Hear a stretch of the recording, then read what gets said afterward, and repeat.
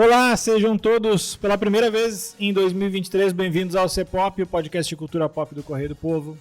Eu sou o Carlos Correia e aqui comigo, porque o Márcio Gomes está de férias, mas não só por isso, né? Poderia muito bem participar de qualquer forma.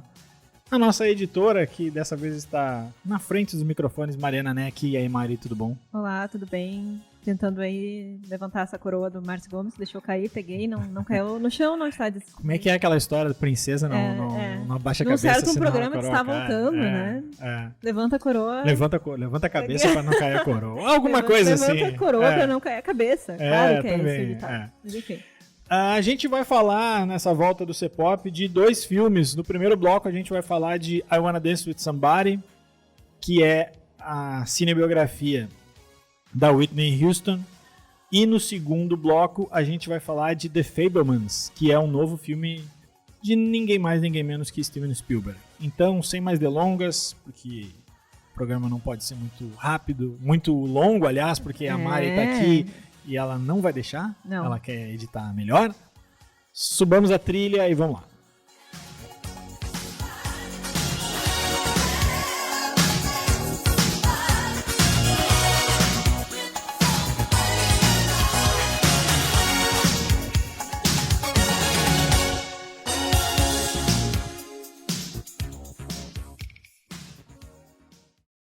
Antes da gente propriamente começar o debate, eu quero só dar alguns disclaimers aqui de algumas novidades que a gente preparou para esse temporada 2023 do C-Pop.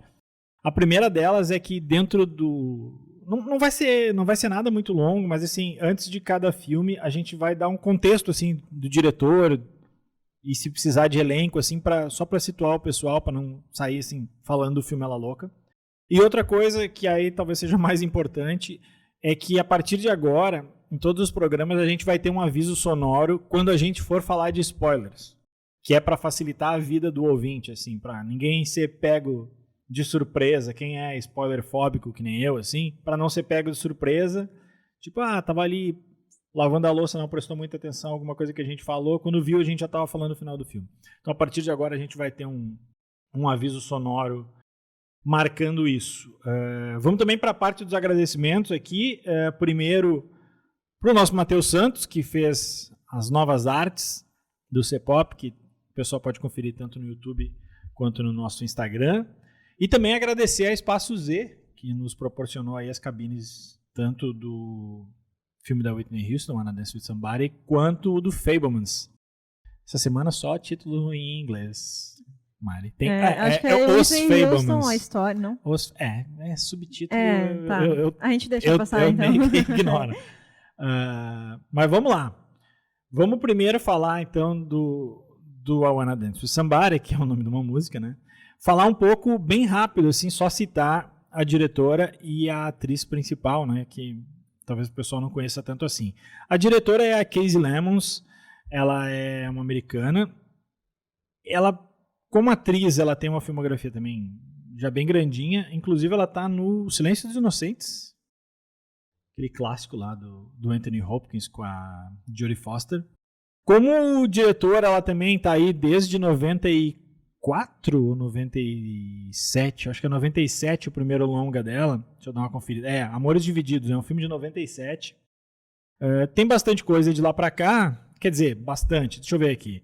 1, 2, 3, 4, 5, 6, 7. Esse é o 7º filme dela. Tem também alguns seriados. Inclusive, ela dirigiu um episódio do Luke Cage, aquele seriado flopado da Marvel, que era da Netflix e agora está na Marvel. E acho que o filme mais conhecido dela é o Harriet, que é de 2019, sobre uma líder negra que liderou uma revolução lá em questões escravagistas e tudo mais. Com a Cynthia Erivo, que conseguiu até uma indicação Oscar. E agora ela vem para fazer o I Wanna Dance With Somebody, que tem como protagonista, né, no papel, obviamente, da Whitney Houston, a Naomi Eck, que também está numa carreira ainda iniciante. Ela é de 91, portanto, faça as contas aí, Mari, que eu sou de humanas. 20... não, mais Silêncio. 31? Simplesmente não reage. 31 anos. Vai nova. fazer 30...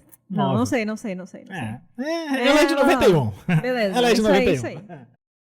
Acho que é esse aí, 31. Vai fazer 32 esse ano.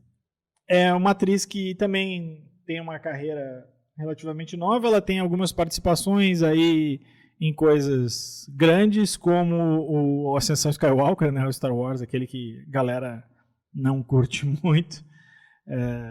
Também tem outras coisas aí, mas o grande papel dela é, sem dúvida, agora interpretando a Whitney Houston no filme. Pra quem não sabe, a Whitney Houston foi uma cantora mega estourada ali nos anos 90. Você muito provavelmente já escutou uma música chamada I Will Always Love You. Não sei se a Mari vai botar um trechinho quando eu falar isso aqui, claro, provavelmente. Você acha que eu vou perder essa oportunidade? No refrão, não. Que é a hora que ela fala. Tem uma batidinha, né? A batidinha, e aí vem. Quem não escutou na versão da Whitney Houston, diga-se de passagem, não é a música dela, essa música é uma cover da Dolly Parton, essa é uma música bem mais antiga. Mas quem não escutou a música na voz da Whitney Houston, que é a trilha do Guarda-Costas, outro filme clássico ali dos anos 90, provavelmente já escutou essa música em algum desses programas de música, tipo o X Factor ou The Voice, porque quando a pessoa quer mostrar que ela tem muito alcance vocal, ela tenta cantar essa música e geralmente ela se quebra porque essa música é muito difícil.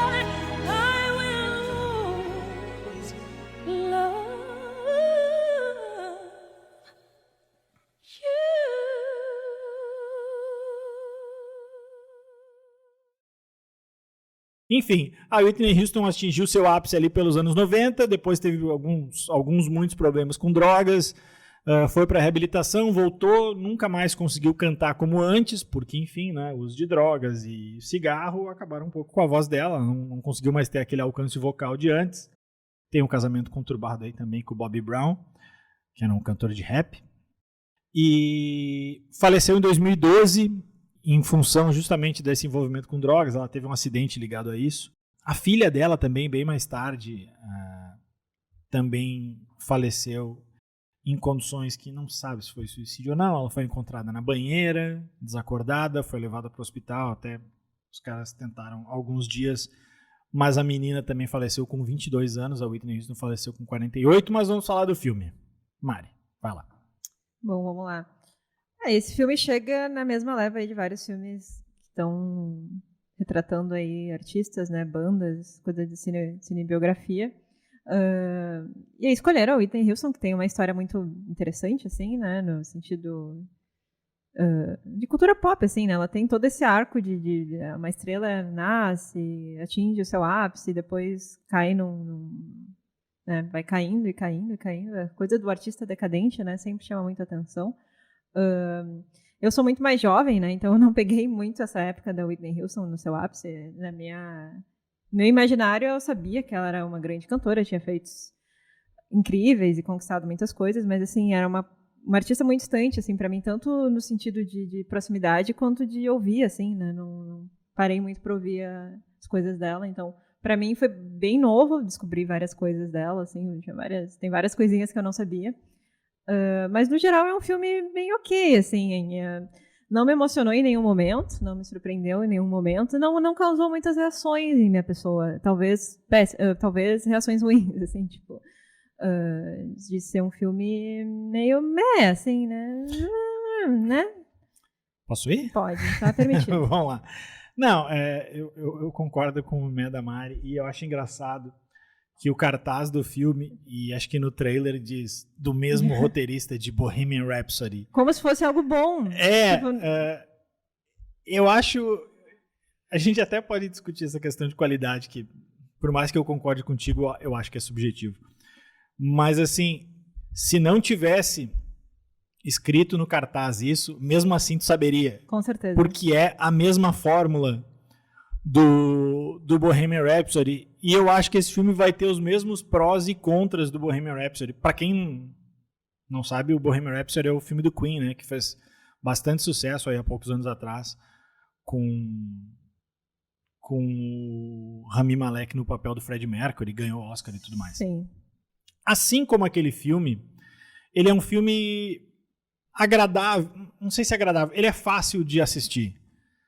Porque a cada 5, 10 minutos tem uma música boa, ele tem uma edição que ela é ruim, mas ela é ágil. É ruim só pra ela é ruim porque tem muitos cortes absurdos, toscos. Assim, cada coisa. E o andamento da história é ruim. Assim, ele tem muito cara de telefilme, assim. Sim. Tudo é tabalhoado, assim. Ou que tu tá lendo o Wikipedia, assim, vou ver o que daí tu tá vendo, lendo e vendo, assim, é muito... Isso. Muito... Então, assim, as atuações são boas. Eu acho que a menina que faz a Whitney Houston, ela tá bem dentro do que tem que acontecer ali. O resto, fala. Mas a atriz que faz a Robin tá muito ruim, né? Mas não sei se é o texto também. Pois é uma isso, questão, né? Isso tu tava falando assim, não tem muita novidade o filme. E eu tendo a concordar, mas assim, eu não era tão pequeno já quando ela estourou ali, 93, 94, eu devia ter 15, 16 anos por aí. Eu lembro, óbvio, do sucesso de I Will Always Love You. Essa música não parava de tocar, nunca, em lugar nenhum. Todas as rádios tocavam, a MTV passava esse clipe sem parar. Eu lembro, nunca esqueci disso, porque eu lembro que era uma música muito tocada em enterro. Nossa. Porque, né, se tu parar pra pensar, I Will Always Love You faz todo sentido, né? Música de luto, né? DJ de enterro. A pessoa se foi e fica... E eu lembro que teve um caso que alguém chamou a polícia nos Estados Unidos, alguma coisa assim, porque o vizinho fazia, sei lá, 2 dias que tocava de forma ininterrupta I Will Always Love You. Esse era o nível de sucesso da música. Assim, não tem comparativo com o que acontece hoje, porque o universo da música mudou bastante, o streaming vem aí para mudar tudo, e acho que nenhuma música, ela pode ter muito streaming, mas não tem comparativo com o que era pré-streaming, e essa música tocou muito, muito, muito. Mas assim, tem coisas da vida pessoal da Whitney Houston que eu não lembrava. Eu lembrava que ela era casada com o Bobby Brown, inclusive, eu não sei porquê, mas eu tinha um CD do Bobby Brown, antes de saber que o Bobby Brown era casado com a... eu vi algum clipe dele, deve ter gostado. Mas eu não sabia, e eu acho que o filme não trata isso bem, a questão sexual dela. Sim. Porque o filme começa com o relacionamento dela com a Robin, que é um relacionamento gay dela com a Robin. O que acontece? Lá pelas tantas o pai faz pressão, porque ele vê que ela vai estourar e sabe que nos anos 90, né, isso não vai ser uma boa publicidade. O que acontece? Ele dá a entender que, olha, publicamente não pode rolar nada, e até que chega um momento em que ele diz, não, vocês têm que ser vista com homens. A partir dali ela começa a sair com homens, com o Jermaine Jackson, assim, tipo assim, o irmão do Michael Jackson. Ela sai com o cara... E, tipo, ela larga a outra. Sim. É que aí parece assim, eu sou lésbica, mas não é bom pra minha carreira, então agora não sou mais. Simples assim. E aí depois fica uma parada que dá a entender que ela tem uma bissexualidade ali, mas depois não tem mais. Eu não sei. Aí é uma questão assim, meio direito de fala. Quem sou eu pra julgar qualquer coisa? Mas acho que o filme trata isso mal. Sim, com certeza. No sentido de vida pessoal, eu não sabia de muitas coisas que são ali retratadas, e uma delas, realmente, é a sexualidade dela. Tanto que me surpreendeu bastante. No começo, elas se conheceram e eu fiquei, cara, eu realmente estou vendo o que eu estou vendo. E daí, realmente, sim, elas eram um casal. Não, e é engraçado. E aí uma crítica minha do filme. E eu falei ontem com a Mari quando eu saí do cinema. Um negócio assim. Tem um filme que eu adoro, que é o Closer. Perto demais, tem que dizer. Closer, perto demais. Eu só ia dizer aquele com a Julia Roberts e o Jude Law e a Natalie Portman. E o Clive Owen. Eu adoro aquele filme. Mas aquele filme, ele tem que ser visto e saber que ele é irreal, porque aquele filme ele é feito só de frases de efeito. Ninguém fala, e aí, tudo bem, como é que tá? Pô, tá calor hoje, né? Não, é só frases mega inteligentes. Só frases de efeito mega inteligentes. O filme da Whitney Houston, ele é feito só de frases de efeito ruins. Escritas por alguém de 15 por anos. Uma criança. Eu acho que 15 é muita maturidade, né? Então, porque assim, uma criança. As frases são o roteiro... O modo como mostra a relação das duas, ela tá parada assim, vendo um jogo de basquete na rua, e a outra chega, e aí, quem tu gata, é? Tipo, estudar onde? Aí ela diz assim, eu sou fulana de tal. Ah, fulana de tal, cara. E elas começam a namorar, tipo, assim, e isso vai o filme inteiro, assim, ele é muito expositivo, só que de uma maneira ruim. De uma maneira ruim. Ele é superficial, assim. Exato, nada... A impressão que eu tenho é que esse filme não resistiria a uma investigação do Aos Fatos, da Pública ou de qualquer agência de fact-checking, porque nada parece natural. Afora as cenas dos shows e das entrevistas, nada parece que foi daquele jeito. Ah, tem que ter liberdade poética. Eu sei que tem que ter liberdade poética, mas, porra, sabe, um pouquinho... Tem uma cena mais adiante que não vai tocar o aviso de spoiler porque não muda nada na trajetória do filme. Mas, enfim, ela tá com a filha dela no sofá, ela tá num momento mal ali, e a guriazinha lá dos seus 5, 6 anos bota a mãe no colo, passa a mão e diz assim, mamãe, eu tenho tanto orgulho de você. Cara, não tentem me convencer que aquilo ali aconteceu, cara. Não tentem, cara. Sim, aquelas frases, conversas com o cara da gravadora, ali, o produtor. Isso era uma coisa que, assim, eu não conheço tanto a carreira da Whitney Houston quanto eu conhecia do Queen. Isso me incomodou muito no filme do Queen, muito, porque eu sabia as imprecisões que tinha naquele filme. Tipo, olha, o jeito que começou a banda não foi daquele jeito. Ah, o Rock in Rio eles botam em 78, o Rock in Rio foi em 85, sabe? Tem várias coisas ali que eu não tenho tanta informação da Whitney Houston. Mas eu vi alguns vídeos e eles falam, assim, dessa comparação do que era real e o que não era. E para minha surpresa, algumas até são, assim, da relação com o empresário... dos shows, a apresentação do Super Bowl, onde ela canta o hino e tal. Sim. A forma como ela é contratada ali também não é bem assim, porque tipo assim, o empresário chegou lá, se encantou por ela, ouviu ela e se encantou por ela. Isso é verdade. Só que ele não era o único. Tinha mais empresários. Tipo, ela era uma puta voz. Não era só ele que sabia. Tipo, a disputa para convencer ela foi muito mais demorada. O próprio jeito como ela aceita participar do guarda-costas ali, que até é engraçado no filme, assim, tipo, não quero participar, é com o Kevin Costner, opa, então eu quero. Não foi tão fácil assim, mas nesse caso até, beleza, liberdade poética. Mas assim, é isso. Dito tudo isso, eu acho que esse filme tem potencial para fazer sucesso como o Bohemian Rhapsody teve. Eu acho que ele pega muito um público médio. Sim, ele pega bastante esse público médio, mas assim, eu tenho a impressão que o Queen está muito mais presente no imaginário das pessoas do que a Whitney Houston. Não sei, falando até de questões geracionais, para mim, o Queen é muito mais próximo do que a Whitney, sabe? Mas eu acho que daí depende muito, mas assim, eu acho que ele pega um público, eu não sei se... Eu acho que... Eu tenho quase certeza que esse filme vai fazer sucesso. Eu não sei se no cinema ou depois quando ele for pro streaming. Eu acho ele um filme muito fácil de tu ver. Eu tenho a impressão de que ele vai pegar muito um público... feminino mais de 30, assim. Pode ser, mas eu tenho a impressão que ele é muito instantâneo. A pessoa vai ver, vai gostar e claro, pronto. Exato, ele é descartável. O do Queen... Como o do Queen também mas eu ainda acho que tem ali uns 10 minutos que fica, os caras eram foda mesmo, assim, aquela coisa... Mas louca, o dela assim. também tem esses momentos. Aliás, ele é tão fórmula do Bohemian Rhapsody, que o Bohemian Rhapsody ele vai, e aí acaba numa cena mais estendida musical, que é uma repetição do que aconteceu no Live Aid. Sim. Esse filme vai e acaba numa repetição de uma cena musical longa, que é o que aconteceu no... EMA.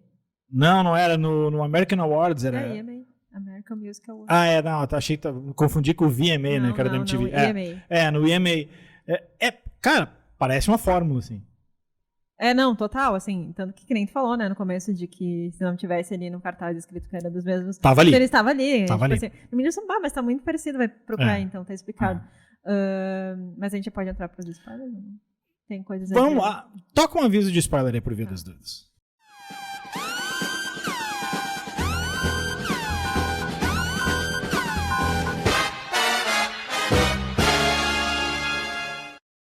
Uma coisa que tu tinha comentado ali no começo sobre a sexualidade da Whitney, eu também fiquei surpresa, né? E tem umas questões de gênero ali que me chamaram a atenção bem no começo do filme, mas que depois foram abandonadas, né? Que, em tese, ela não performava o dito da feminilidade, assim. Tem horas que o pai ou a mãe dela pedem, tem que usar peruca, tem cabelo muito curto, tem que usar vestido. A própria questão dela ser considerada ou não uma artista negra, que levasse a música negra adiante, né? A vaia que ela sofre ali na premiação do Soul Train, isso de fato aconteceu. Sim. Isso é uma coisa muito... Mas também, eles tocam ali e deu. Largo. É só, tipo, joga e depois não explica, né? Que nem essa questão da sexualidade e também dessa performance de gênero que ela não curtia fazer e tal. Tanto que quando ela foi se apresentar no Super Bowl, ela tem uma frase de efeito, agora eu vou poder ser eu mesma. E daí ela usa roupas esportivas ali, ela não tá toda produzida. Então, tem essas questões de gênero que eu achei que seria interessante tocar mais aprofundado, mas nada foi aprofundado. Então, não seria isso que iam tocar, né? Uhum. Mas é interessante pontuar isso, assim.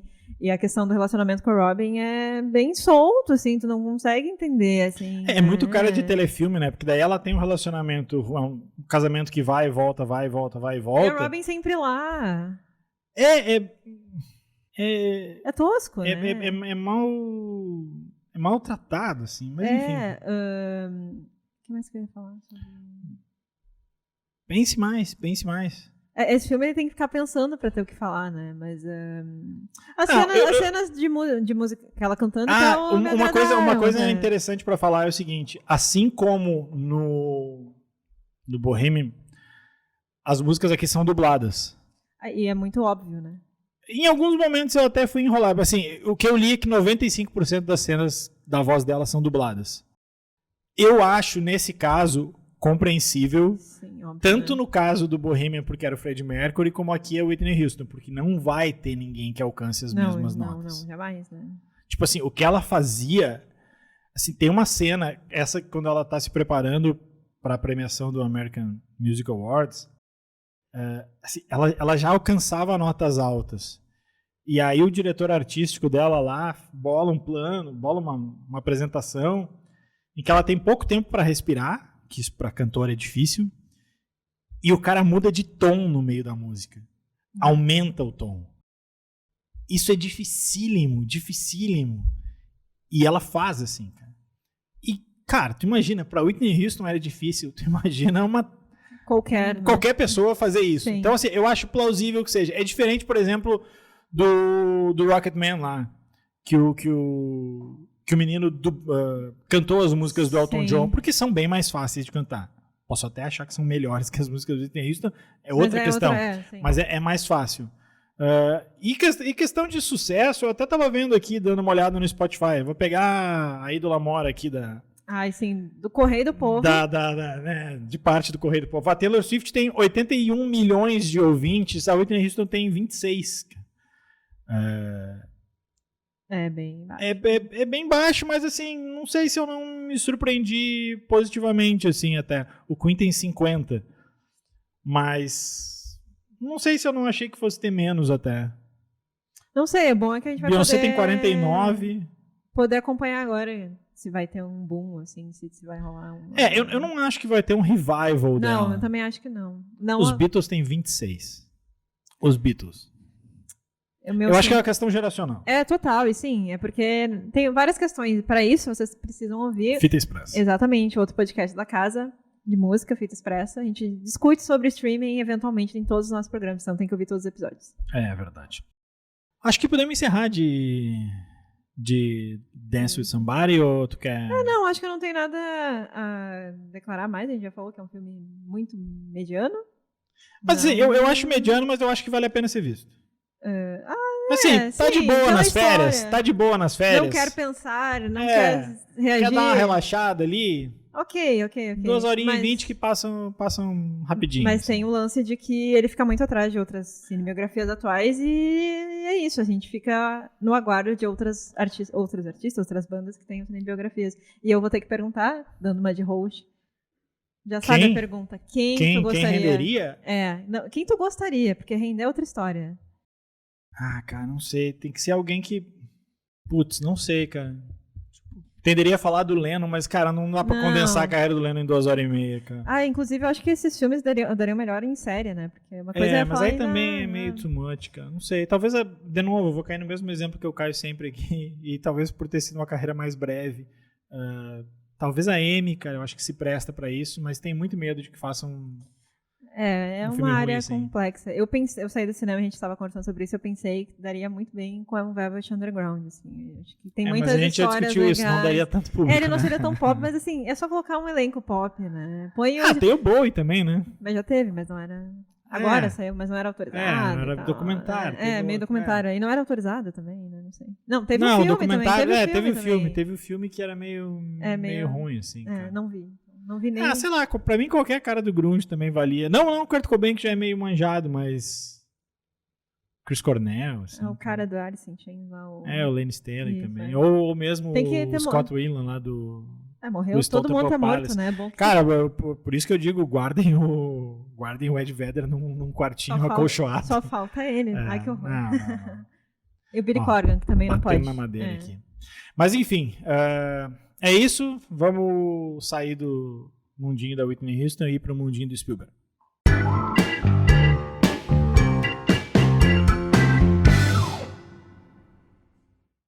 Assim como o I Wanna Dance With Somebody, que é o nome de uma música da Whitney Houston, estreia nessa quinta-feira, a gente está gravando na quarta.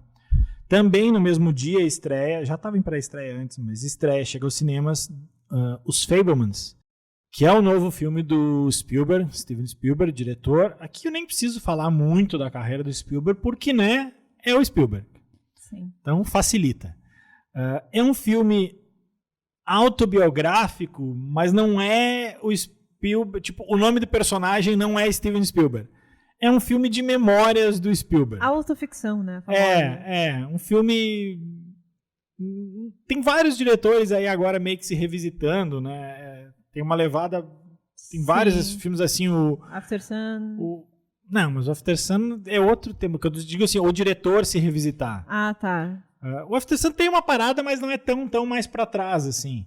Acho que o Armageddon... É mais jovem, né? Diretor, o Armageddon Time é isso... E o Fabelmans vai nessa mesma levada. Não surpreende a ninguém, que é um filme que vem aí favoritaço na temporada de premiações. A gente está gravando, como eu disse, na quarta. Ontem à noite foi a premiação do Globo de Ouro. Ele ganhou o melhor drama. O Spielberg ganhou o melhor diretor. Foi-se o tempo em que o Globo de Ouro era o termômetro do Oscar. Mas acho que não tem nenhuma dúvida de que esse filme vai ser indicado para o Oscar, o Spielberg vai ser indicado, e ele é o grande favorito. Se vai ganhar ou não é outra história, mas é o favoritaço. Qual é a história, né? Como a gente estava falando, não é um filme sobre o Spielberg. Ou a gente vai discutir isso aqui.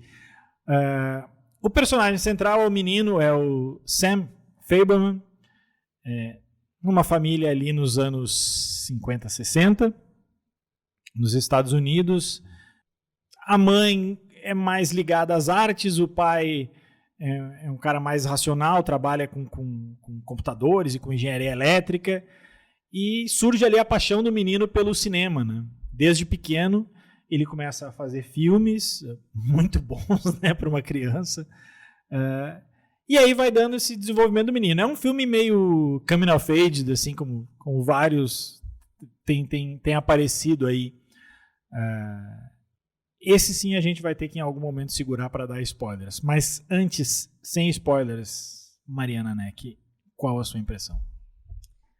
Spielberg, né? É muito tecnicamente perfeito esse filme, assim, né? Eu acho que o que mais chama atenção, assim, ele tem uma história linear, assim, no sentido de ser bem storytelling, né, no começo, meio e fim, assim, em tese, né, E muito perfeito tecnicamente, assim, né? Acho que ele tem essa imersão de cenário antigo, de roupas antigas, que também chama atenção. E que nem o Carlos falou, né? É um filme que vem com tudo aí pra essa temporada de premiações, porque ele é bem padrão Oscar, assim, os Oscar bait, assim. Então não me surpreenderia se levasse os principais da noite, né? Mas é um filme, assim, tipo, eu gostei, mas, assim, não foi uma experiência muito louca, algo que mudou minha vida, mas é um filme interessante, que ele fica revivendo essas memórias da infância, da família, que é judia nos Estados Unidos, então tem todas as questões raciais, étnicas da comunidade judaica e tal. Toca em alguns assuntos, mas eu tenho a impressão que o filme melhora mais pro meio e pro final, porque ele se assume, entre aspas, de outra forma, assim, ele parece que se torna um filme coming of age, assim, então acho que ele fica mais divertido e mais interessante, porque, não sei, me agradou mais a segunda parte pro final, porque o começo eu fiquei, cara, eu quase dei umas cochiladas, assim, mas depois ele engata e vai, assim, falando super superficialmente para não dar spoiler, né, que esse tem que tomar cuidado diferente do outro. Sim. Mas eu acho que eu fico por aí, assim, é um ótimo filme, tem essa história linear, é muito bom tecnicamente e vem com tudo aí para as premiações que virão em breve. Eu tava olhando aqui os últimos filmes do Spielberg. West Side Story. West Side Story. E assim, o Spielberg é um cara que produz muita coisa, né? Ele é bem proativo. Ele é bem proativo. Eu gostei bastante. Eu acho o Jogador Número 1 legal, mas assim, acho legal. Acho legal. Eu gostei bastante desse filme. O The Post eu acho chatinho. Sim, chato. Eu gostei muito do Ponte dos Espiões, que é de 2015. Não vi esse filme, é com Tom Hanks, né? Isso. Não vi. Eu gostei muito, mas eu acho que o Fabelmans é o meu filme preferido do Spielberg desde o Munique, que é de 2005, assim, que eu achei esse filmaço, assim. E ali ele vinha numa sequência, cara, fodida de bons filmes. Ele emendou, assim, o Munique, antes tinha havido Guerra dos Mundos. O Terminal, eu acho legal. Talvez o Terminal seja um pouquinho abaixo, mas eu acho divertido ainda assim. O Prenda-me Se For Capaz, eu acho ótimo. O Minority Report, eu acho ótimo. O Inteligência Artificial, eu acho ótimo. O Resgate do Soldado Ryan, acho meia hora ótimo. E depois não acho tão ótimo assim. Mas enfim, cara, assim... Depois tem o Amistad, O Mundo Perdido, e aí tem o Lista de Schindler, que ainda é o grande filme do Spielberg. E eu acho que fica claro assim, que o Spielberg está se fazendo as pazes com o menino Spielberg, assim, porque é visível... Primeiro, deixa eu falar de algumas questões técnicas que a Mari falou. Assim, é incrível como o Spielberg domina a coisa, sabe? Quem não consegue diferenciar o que é uma boa direção de uma má direção. Vamos ficar só no exemplo do C-Pop de hoje. Vê o I Wanna Dance with Somebody e depois vê esse filme. Nossa, sabe? Tipo assim, é incrível, assim. Não tem uma cena bem filmada. Todas as cenas são bem filmadas, tudo é bem enquadrado. Tem uma cena lá adiante no filme, de novo, não é spoiler, dá pra falar de boa, assim, que o menino tá encostado num lugar e aí ele se joga no chão e cai. E ele tá bem enquadrado de pé, e quando ele cai, ele tá tão bem enquadrado quanto. Sabe? É mágico o que o Spielberg faz. A fotografia desse filme é algo cara, eu me ligo, assim, em algumas coisas, mas eu não sou, assim, alguém que vai prestar tanta atenção em questões técnicas. Só que nesse filme, chegou um momento em que eu tava pensando assim, cara, é incrível o quanto... Esse filme é bem fotografado e bem iluminado, assim, no sentido de que, cara, tu sempre tem uma fonte de luz evidente no filme, assim. Quem tá ouvindo, assim, e não viu ainda, presta atenção, assim, tem sempre uma lâmpada do lado ou uma janela muito aberta com a luz estourada. O filme é sempre bem iluminado e parece algo óbvio. Cara, vai ver Pantera Negra 2 aí. Vai ver Game of Thrones pra ver bem iluminado, sabe? Não consegue ver nada, assim. E aqui não, cara. O trabalho do Janusz Kaminski cara, é algo de fora de série, assim. E ele é um cara que já trabalhou várias vezes com o Spielberg em outras coisas, inclusive no mais recente, que é o Amor Sublime Amor, também no Jogador Número 1, enfim, Pontos dos Espiões, vários outros. Então, assim, nos aspectos técnicos é isso. Acho que a Michelle Williams Sim. é sensacional. Eu acho que, para azar dela, é um ano que tudo indica quem vai levar é a Cate Blanchett, né? Pelo Tar, a gente ainda não viu, tá para estrear logo aí. Mas eu não sei se ela vai concorrer como principal, talvez. Ela vai concorrer como principal. Porque daí às vezes tem umas nuances da ela vai Oscar concorrer que como eles principal. trocam pra tentar conseguir, né? Colocar ela como coadjuvante. Não, mas ela tá como principal. E de fato, ela é uma das protagonistas do filme. A história é o gurizinho, que é muito bom também, o Gabriel Labelle, fazer ele mais jovem, né? Inclusive, na reta final do filme, ele tá fisicamente parecido com o Spielberg jovem, cara. Uhum. É impressionante essa semelhança que fica. Eu gostei também muito da menina que faz a namoradinha dele na reta final. Cara, aquela guria, né? Quando ela entra em cena... Enche, assim. Ela enche... Exatamente, ela rouba a cena. Eu acho que traz um frescor pro filme. Era a Mônica, né? o personagem Mônica, dela? O nome da personagem é Mônica. Isso, é a Chloe East, a atriz. Cara, olha, fiquem ligados, porque acho que essa menina vem forte aí. Então, assim, de aspectos técnicos é isso. De questão do Spielberg se rememorar, eu acho muito curioso a relação que ele faz com os pais. Porque, assim, é um filme sobre a relação dos pais. Ele é um casamento que tu vê desde o começo que ele tá estranho. Uhum. A gente vai entrar depois na parte dos spoilers, mas antes dos spoilers, dá pra falar que fica evidente que ele tá largando as pistas desde o começo e tu já vai desconfiando das coisas, do que vai acontecer lá adiante.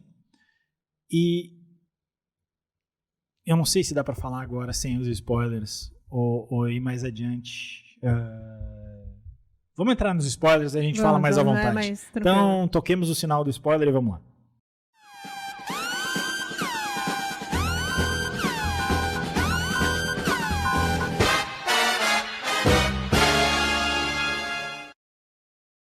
Tá, é o seguinte, é um filme sobre a relação dos pais deles, do Spielberg, né? Do menino ali, do Sam Fableman.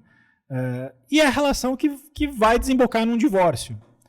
Então, assim, é o filme inteiro visto da perspectiva do menino. Uhum. Tipo, o filme é parcial nesse sentido, assim. E por mais que ele vá dando pistas de que a mãe ou tem um relacionamento com o amigo do pai, ou é apaixonada, ou tem uma relação... platônica, assim, né? Platônica. Isso é legal porque o filme não te entrega. Ele não... Tu fica, tipo... Tu não sabe se já rolou ou não rolou, até o momento da separação, né? Sim. Apesar disso, é curioso ver, e eu achei bonito, como o Spielberg é carinhoso tanto com a mãe quanto com o pai. Tipo, e muitas vezes ele fala que a mulher é egoísta e tudo mais, mas ele mostra ao lado dela, assim. Ela dá uma definhada quando tá longe do outro personagem, do amigo do pai, né? Benny, né? Benny. Que até, cara, eu achei, à primeira vista, assim, duas coisas que eu confesso que um pouquinho difícil de acreditar no começo, assim. Eu não consigo achar o Paul Dano pai de família, assim. Ele me parece mais jovem do que o papel. Sim, realmente parece um adolescente. E o Seth Rogen, eu não consigo levar o Seth Rogen a sério. Então, tipo, ele como o amigo talarico, assim, talarico, né? Mas enfim, é do jogo. Ele aparece pouco, né? Pelo menos isso. Mas assim, ele é carinhoso tanto com a mãe quanto com o pai. Tipo, esse é um filme sem vilões. Tem um guri babaca lá adiante. Sim, que é o guri que faz bullying, né? Mas esse é um filme sem vilões, assim. E é curioso ver na carreira do Spielberg como isso muda. Porque se a gente pegar os filmes lá dos anos 80, o pai, nos filmes do Spielberg, era uma figura ausente. Pega ET, o pai tá no México com a nova namorada. Sabe? Tanto que a hora que o Elliot lá fala... Não, a personagem da Drew Barrymore. Não vou lembrar. Eu não vou me lembrar o nome agora. Não é Sam, Enfim, a menina lá do ET. Quando eles estão jantando lá e não sei o quê, e a menina fala que o pai tá com a nova namorada do México, e aí a mãe deles começa a chorar e tal, fica mal. Assim, o pai, a figura do pai nos primeiros filmes do Spielberg era um filho da puta, cara. O próprio Indiana Jones, quando entra o Sean Connery entra no terceiro filme, ele é um cara ausente nos outros dois, e eles têm ali daddy issues, cara. Sim, o famoso. Isso. E agora é um filme meio que ele faz as pazes com o pai, assim. Que é um cara que tu não sabe ao longo da história se ele tá ciente de tudo que tá acontecendo e tá fazendo aquilo ali pela família, se ele tá ciente, mas ele tá fazendo porque ele ama ela e, sim, enfim. Ou simplesmente não sabe, o que dá mais desespero. Porque, assim, ao mesmo tempo, pra todo lugar que ele vai, ele leva um amigo. E ele sabe que ela nutre um sentimento diferente pelo amigo. Sim, na primeira, quando eles foram se mudar pela primeira vez, ela surta, assim. Como assim tu não vai levar o cara? E, assim, isso é impressionante na Michelle Williams, na interpretação dela. Tem muitas coisas que ela fala no filme. Agora, tem algumas cenas, a cena quando o guri vê o vídeo, assim, e percebe, eu acho até que aquele... Podia ter um pouquinho a menos aquela cena ali, não precisava ficar tão na cara aquele... Tipo assim, tu viu... A primeira vez que passa por trás, tu vê que ele bota a mão na cintura dela. E ele fica repetindo umas 5 vezes aquilo ali. O olhar dela pro Seth Rogen. Cara, é impressionante o que a Michelle Williams faz com o olhar nesse filme. Ela não precisa falar nada. Sim, até a linguagem corporal quando ela tá perto do Seth. É incrível, a cena dela dançando ali. E tu vê que ela é... Não sei se perturbada é o termo. Meio desequilibrada, vamos botar assim. Não é diagnosticada, mas assim... Mas é tanto que ela diz ali depois que vai pra terapia, e tudo mais. Mas não é desequilibrada. Então assim, eu acho um filme muito bonito, acho uma aula de cinema. E assim, cara, é uma aula de cinema e uma carta de amor pro cinema também, né? Porque é um menino falando de questões técnicas e tudo mais. E aí tem já que a gente tá na parte dos spoilers, tem aquele final que é sensacional. Sim. Que ele encontra o John Ford. Interpretado por David Lynch.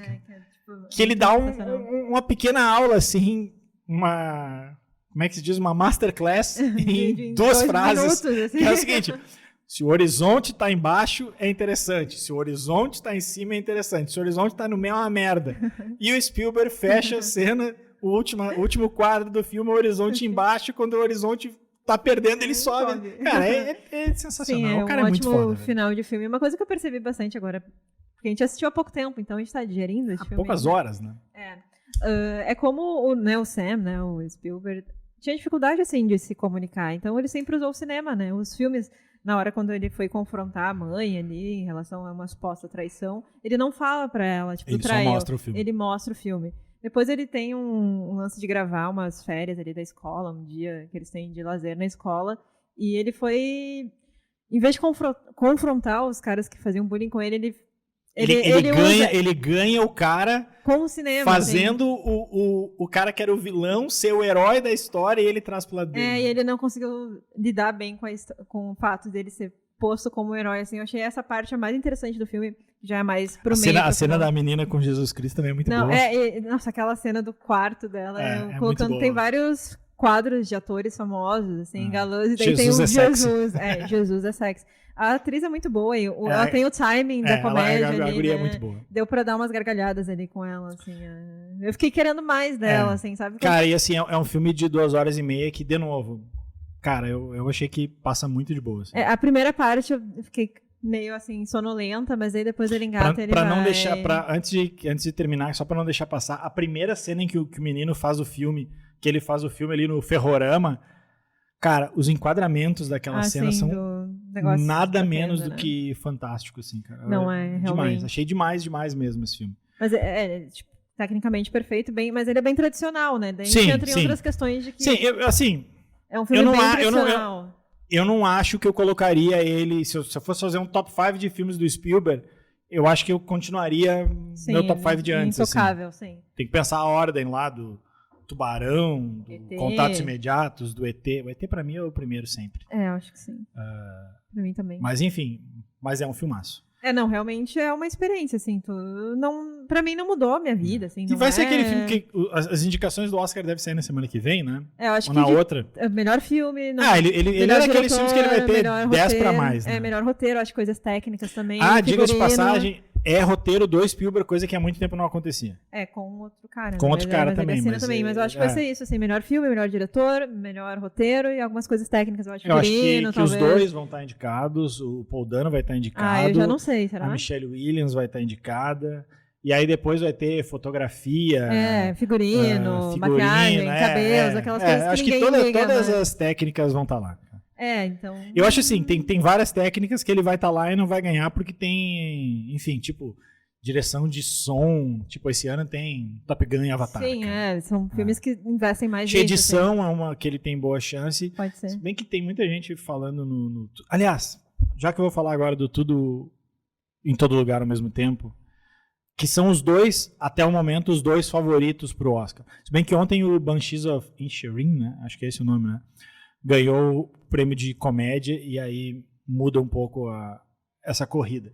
Mas até o momento, pelo menos até ontem, os dois favoritos do Oscar, ainda que não tenham saído indicados, eram o Fabelmans e o Tudo em Todo Lugar ao Mesmo Tempo. O que pra mim é inconcebível, porque assim, o Tudo ao mesmo tempo é um jogo do gauchão e o filme do Spielberg é Argentina e França na final da Copa. São filmes bem diferentes, né? A gente, tipo, lógico que é um é bom, mais completo e mais técnico, mas a gente às vezes quer outras experiências, né? E aí outras questões, né? Mas aí é para um episódio que a gente vai fazer em breve. Falando em experiências, eu acho que a gente pode encerrar aqui e ir para as nossas dicas da semana, né? Dicas da semana. Meu Deus, não me preparei. Eu vou falar então antes.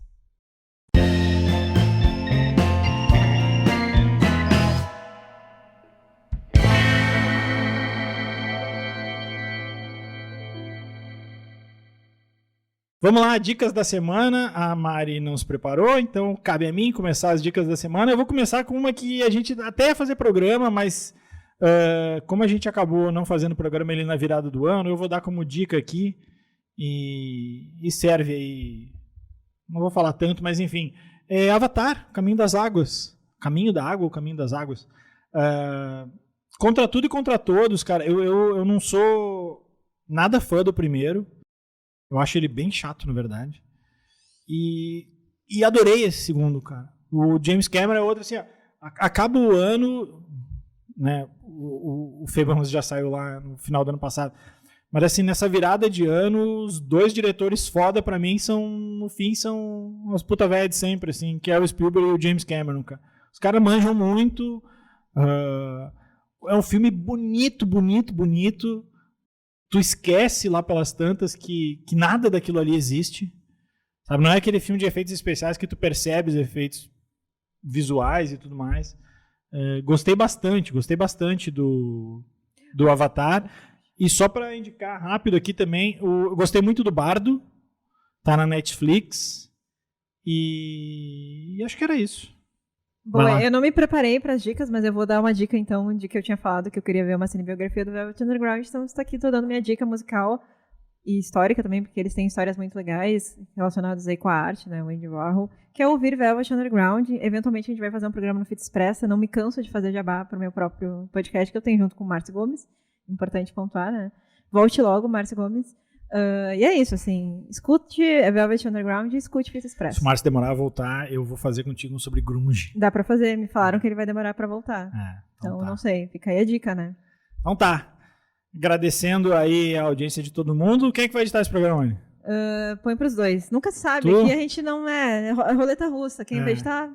Sabe tu ou? Aleph Alencar. Então a gente agradece ou a Mariana Neck ou a Aleph Alencar e a audiência de todo mundo. E eu espero voltar pra falar de filmes, né, também. Porque eu só falo de série aqui. Voltaremos. Me convidam pra falar de série. Então tá. Valeu, um abraço. Até semana que vem.